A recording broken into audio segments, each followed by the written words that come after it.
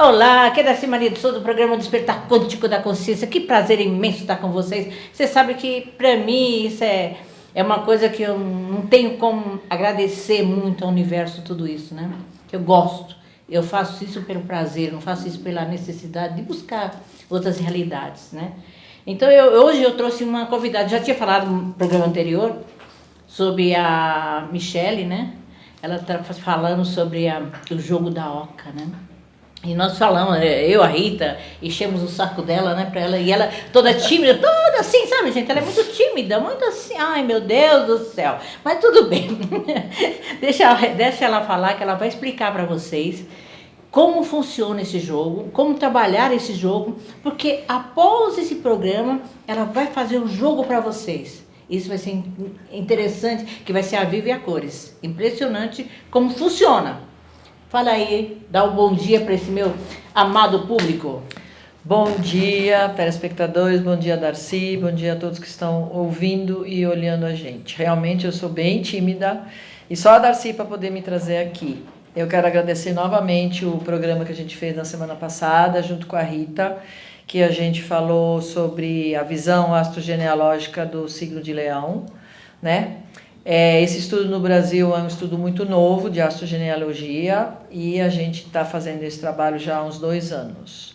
Fora isso, minha formação é bem recente, há uns 30 anos, começou ontem. É claro, é pouquinha coisa. Exato. É igual a minha, pouco Exato. tempo. Nós somos assim, ó, quase nada. Somos jovens. Jovens, iniciamos agora a nossa... Exatamente.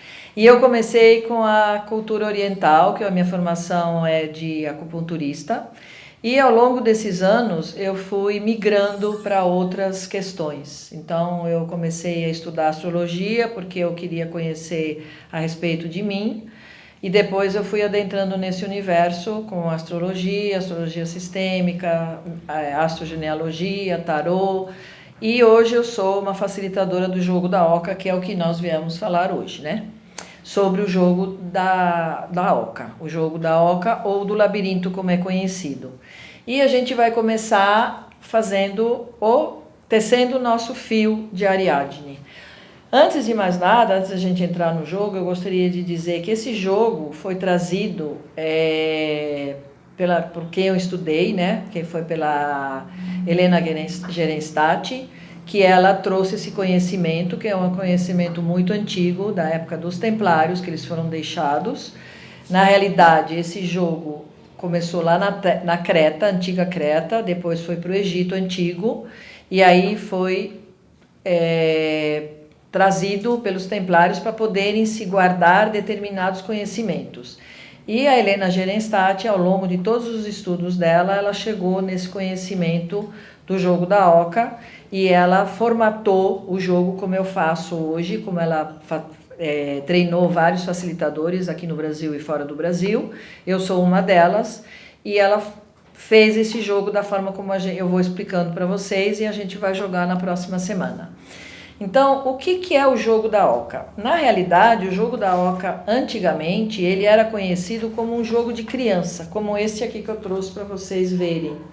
Ele é um jogo infantil e como se fosse o nosso jogo da amarelinha, só que numa proporção um pouco maior.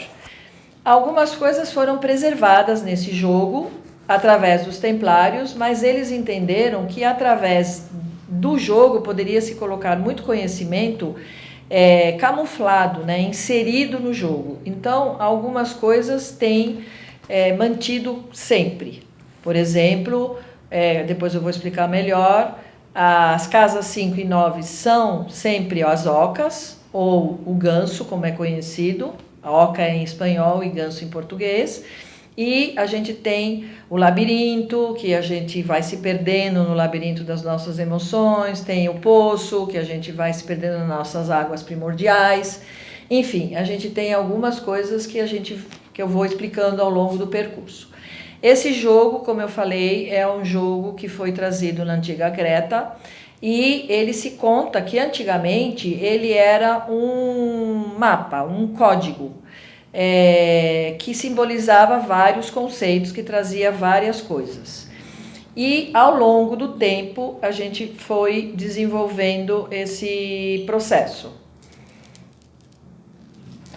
foi desenvolvendo esse processo. E ele representa um pouco o caminho de Santiago de Compostela. Compostela significa campo de estrelas. E ele vai simbolizando. Então, todos nós somos peregrinos, certo, Darcy? Todos somos peregrinos nesse caminho espiritual que a gente escolhe e quando a gente encarna... Eu já fiz esse jogo diversas vezes com você, com a Rita, nós já fizemos esses jogos outras vezes, né? Exato. Em outras ocasiões. E olha, gente, dá resultado. Já fiz, né? Eu fiz inclusive com a Helena, ela pode não lembrar, mas faz muitos anos, eu fiz com ela mesma, marquei um... É mesmo? Fiz um jogo com ela. Quando ela morava no Brasil. Quando ela morava no Brasil. Eu fiz ali em Pinheiros com ela, fui lá. Ah, deve ser a Mandala da Lu. Não, foi isso em aqui. Pinheiros. Foi em Pinheiros mesmo? Foi em Pinheiros. Eu Sim. fiz lá, marquei com ela e fui lá fazer um jogo. Eu não sei quanto, eu sei que eu fiz diretamente com ela mesmo. Olha, que bom. Então você conhece. Conheço. Aí, ótimo. Então, o que é o labirinto na realidade? Então vamos começar a contar a história desde o início. Antigamente existia um rei de Creta, o rei Minos, né? Que ele é casado com Parsifai e eles estavam querendo ele queria ser um rei, assumir o posto de rei, então ele pediu para Netuno fazer alguma coisa que pudesse honrá-lo. Netuno fez sair das águas um touro, lindo, maravilhoso, só que Minos se encantou com o touro e ele não fez o que ele tinha combinado com o Netuno, que era sacrificar o touro. Então ele enganou o Netuno, sacrificou um outro touro e deixou aquele touro que o Netuno tinha trazido. Netuno ficou muito bravo e ele, por conta disso, fez com que a esposa de Minos se apaixonasse. Parsifai se apaixonou pelo touro. E com isso, o que aconteceu? Nasceu um ser híbrido, um minotauro, que se a gente for olhar pela simbologia, Minos do rei Minos e Tauro do touro, que pode ser o nosso outro lado, a nossa outra face, porque esse jogo tem muitos simbolismos, né?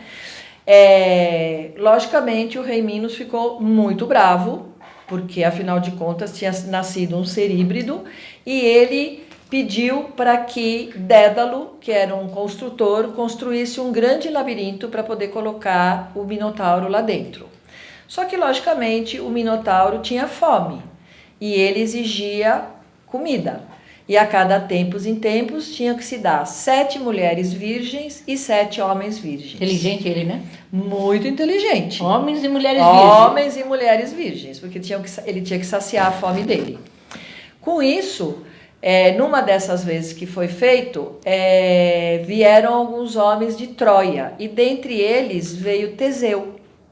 Quando Ariadne viu Teseu, Ariadne é a filha de Minos com Parsifai.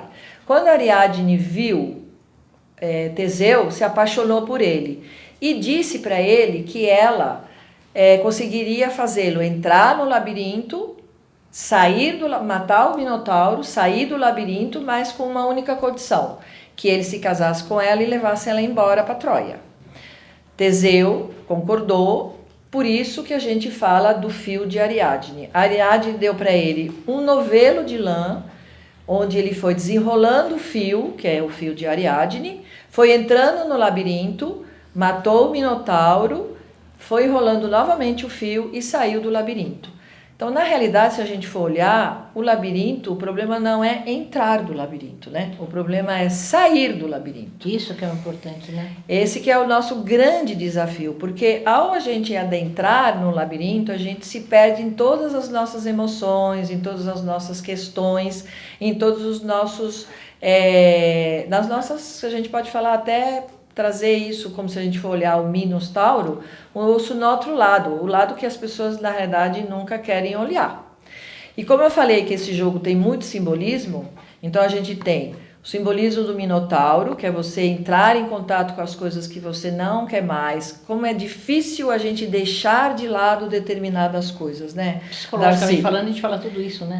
Exatamente. E na realidade, eu diria para vocês que é uma coisa que outro dia que eu estava avaliando, me preparando aqui para o programa, que eu até me veio um insight, que Quando Teseu entrou no labirinto e matou o Minotauro, se a gente for olhar o Minotauro, ele tem tanto a cabeça quanto o rabo de touro e o corpo humano. Então, na realidade, o que está dizendo ali? Está dizendo que o instinto animal está superando sobre o lado humano. Isso. E quando Teseu vai e mata o Minotauro, ele se transforma num centauro. Então, ele tem um salto quântico, um centauro que é um humano que está num corpo de cavalo. Ele é metade homem, metade humano. Então, na realidade, ele consegue dominar os instintos e poder usar a sua inteligência e fazer o seu processo. Então, é um processo, é um salto quântico, como é as casas 5 e 9, das ocas, que a gente, quando cai numa casa 5, vai para uma casa 9 e vai dando esse salto quântico. Então, Teseu fez esse salto quântico. Ele dominou esse lado animal e se transformou num centauro e conseguiu sair do seu labirinto. Que é o nosso inconsciente. E se vocês observarem, o que é o labirinto? É o formato do nosso cérebro. É um labirinto. Isso. É um labirinto. Então, é justamente isso que acontece quando a gente está jogando a oca, né? Que ele está mexendo todo dentro do nosso inconsciente e vai trazendo à tona todas as nossas frustrações. Isso. E nossos desígnios de chegar em algum lugar. Né? E você falou muito bem, Darcy, nessa questão do cérebro, porque nós temos vários labirintos. Nós temos... O cérebro é um labirinto, nosso intestino é um labirinto, nosso estômago pode ser... Nós temos vários labirintos. Então, o que acontece? O que é de fato um labirinto, né? Existem em vários lugares labirintos, gente. Se a gente for olhar, todas as igrejas góticas têm labirintos. Uhum. Inclusive, eu vou mostrar aqui alguns para vocês. Aqui a gente tem o labirinto de Chartres, que ele é um dos mais perfeitos que existem, porque ele tem 11 círculos do lado direito e 11 círculos do lado esquerdo. O labirinto é um símbolo de radiestesia, certo. E ele consegue equilibrar o nosso lado direito com o nosso lado esquerdo do cérebro, juntando a nossa mente com o nosso coração. Então, esse jogo, além de tudo, ele vai limpando as nossas questões. O labirinto de Chartres, todas as igrejas, como eu disse, têm labirintos e eles são considerados símbolos pagãos. Então, em Chartres, só existe um único dia que você pode andar nesse labirinto que existe ali, que é às sextas-feiras. Eu não sabia, não. Que as pessoas, os que trabalham lá na igreja, tiram todas as cadeiras. Eu até trouxe uma imagem aqui para vocês verem como é que funciona. Eu não sei se eu vou conseguir mostrar aqui no vídeo, mas é mais ou menos assim. Não sei se dá para ver. Esse é o labirinto de Chartres, que às sextas-feiras as pessoas podem adentrar e fazer esse processo. Então, você está fazendo o equilíbrio do lado direito com o lado esquerdo. Como eu disse, existem vários labirintos, inclusive que eu descobri também recentemente, que tem um símbolo hindu, que não sei se vocês conhecem, chama Anlamori, e ele também representa o símbolo do labirinto. E ele aqui a parte, essa parte aqui é a parte do labirinto, a gente vai tendo as voltas da vida, e aí quando a gente sobe, que faz a ascensão espiritual, que é a elevação, né, que os hindus procuram, é quando a gente passa por essas voltas da vida, sai do labirinto e faz essa elevação. Se a gente for olhar também, Darcy, no universo, tudo tem labirinto, tudo. Né? Os planetas... Isso, são labirintos. O próprio Saturno, né? Exato. Que nós estamos fazendo agora. Exatamente. Coisa mais próxima. Exatamente. Saturno é um belo de um labirinto. Você viu que ele tem as voltas de Saturno. As voltas de Saturno, que é um grande labirinto. As constelações, Vênus também traz essa questão de um grande labirinto. E eu trouxe para vocês alguns labirintos que foram também, que é um trabalho da Helena, que ela juntou e fez eu tenho essas cartas labirínticas. Esse trabalho de labirintos, né? Esse aqui é o labirinto de Teseu e o Minotauro, né? Que tem no centro Teseu matando o Minotauro, né, que é um labirinto que existe já há bastante tempo. Destruíram, né? Muitos deles destruíram. Destruíram. Este labirinto é o labirinto de Stonehenge, que na realidade tudo começou aqui nesse labirinto quando foi feita, a Helena esteve lá, não sei exatamente qual a data, mas ela adentrou por esse labirinto de pedras e ela percebeu que para descer abaixo, né, embaixo onde tinha todo precisava entrar dentro para poder dentro desse Stonehenge, teria que adentrar no labirinto para descer abaixo da terra para poder conhecer algumas coisas que ali foi encontrado algo. E aí ela se perguntou por que tudo era labirinto. Então, na realidade, toda essa história do jogo do labirinto, eu digo para vocês que começou quando ela esteve lá em Stonehenge e aos poucos ela foi desenvolvendo. Este aqui é o labirinto do fio de Ariadne, né? Que é um fio que foi sendo tecido e aí esse labirinto vai trazendo, simbolizando o nosso fio, o que a gente quer trabalhar, qual é a questão que a gente quer elaborar, que depois eu explico melhor. Olha, e é interessante, não cortando, mas você percebeu que esse é o labirinto do cérebro? Esse é o labirinto do cérebro, exatamente. Vamos até mostrar novamente. Esse é o labirinto, o cérebro é semelhante a ele. Exatamente, o cérebro e o intestino, né? O intestino. Exatamente. Verdade. Esse labirinto aqui é o labirinto de Slovinsky, que eu não sei se eu estou falando certo, que é um labirinto totalmente feito de pedras, né? E o que tem nessas pedras? Quando as pessoas enterravam os seus antepassados, os seus ancestrais aqui, eles iam andar nesse labirinto que é de pedras para poder limpar todas as questões. Então, vocês veem que o labirinto tem várias simbologias, né? Várias questões que possam ser trabalhadas nesse cenário. Aqui a gente tem o labirinto da Catedral de Reims, que também que é uma das primeiras, né? Que representa as etapas do caminho de Jerusalém, né? Que é onde tem também um grande labirinto, onde tem os 2 templos de Salomão que foram destruídos, que isso é um outro processo, né? Que eles chamam de Jerusalém Celeste. E aqui temos o labirinto mais antigo encontrado, que é o labirinto rupestre, que ele fica no Saara do Líbio, né? E onde vocês podem ver que até o próprio Minotauro, né? Então, na realidade, existem várias questões de labirintos que estão trabalhando todo o nosso contexto. Então, o que é exatamente o nosso fio de Ariadne? O fio de Ariadne é o nosso propósito. E como nada é por acaso, ontem nós tivemos o dia fora do tempo no calendário maia. E hoje é o primeiro dia, como se fosse o primeiro dia do ano, que é a lua... Corta. Ah, não é ontem. Dia 25. Meu Deus, dia 25. Dia 25. Corta. Continua. Dia 25 e dia 26, pronto, começa. Como nada é por acaso... No último dia 25, né? No dia 25 de julho, foi o dia fora do tempo, no calendário maia. E no dia 26, foi o primeiro dia do ano, que foi a lua... lua... Agora eu esqueci o nome. Eu também tenho. Eu ia falar... Eu falei que eu ia até fazer um programa no sábado. Isso, mas que eu quero o dia aqui, e eu não consegui falar nada. Eu trouxe aqui nas minhas anotações. Você trouxe? Eu trouxe nas minhas anotações. Eu esqueci. É a lua... Azul. É a lua... meu Deus. Deixa eu ver, eu tenho aqui. Ah, não posso. Enfim, desculpa, eu esqueci o nome da lua, mas natural. é a lua. Mas ela trabalha o nosso propósito, essa lua. Isso. E no calendário lunar, eles trabalham 13 luas, que é uma coisa que é nosso. Nós temos 13 luas. É que por questões da igreja, do calendário gregoriano, das questões todas, meio que foram usurpadas, foi usurpada uma lua do calendário, então nós temos só 12 luas. Isso. Né? Tanto é que o calendário maia fala que tempo é arte.